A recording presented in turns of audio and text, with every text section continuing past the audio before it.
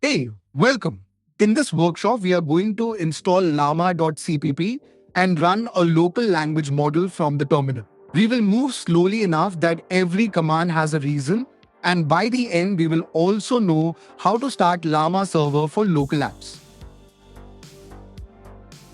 Here is the workshop path.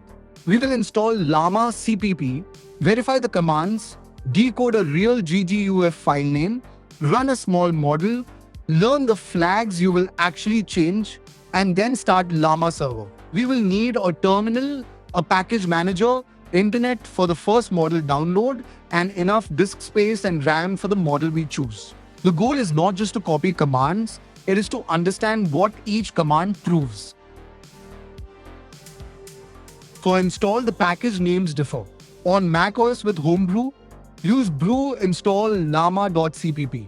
With Conda Forge, use llama-cpp.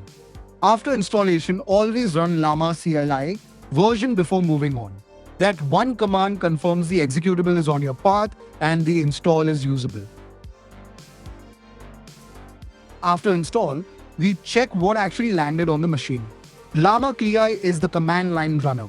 llama-server is the local HTTP server. The cache list command tells us whether llama-cpp has already downloaded model files before. If it says 0, that is not an error. It means we installed the runtime, not the model. The model will usually be downloaded later during the first run and then reused from the local cache. Next, we check what hardware backend this build can see. On this machine, the command prints BLAS, metal, and CPU backend messages. This is useful because llama CPP can run on CPU, but it may also use acceleration when the installed build and your hardware support it. At this point, we only inspect. We do not tune yet. Now let us decode a real file name, because this is where beginners often get lost. Llama is the model family. 3 means the model generation. 1B roughly means 1 billion parameters. IT means instruction tuned.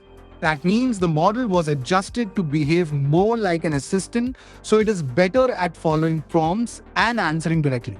Q4_K_M is the quantization recipe.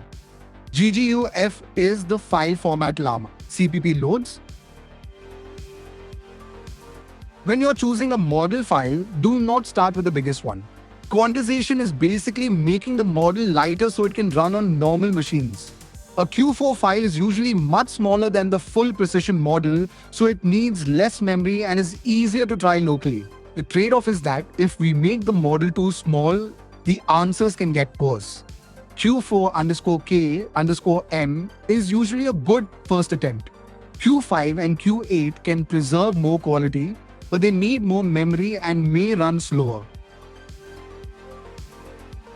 For the first run, we use llama CLI with the Hugging Face repo and a quantization tag. These the HF flag points llama-cpp at a GGUF repository, and the Q4_K_M suffix asks for that quantized variant. The first run may download the model. After that, llama-cpp loads the file and starts generating text in the terminal. Once the basic run works, then the flags matter. Use .m when you already have a local GGUF file instead of a Hugging Face repo. Use .p to pass the prompt from the command line. Use .m to limit how many tokens are generated.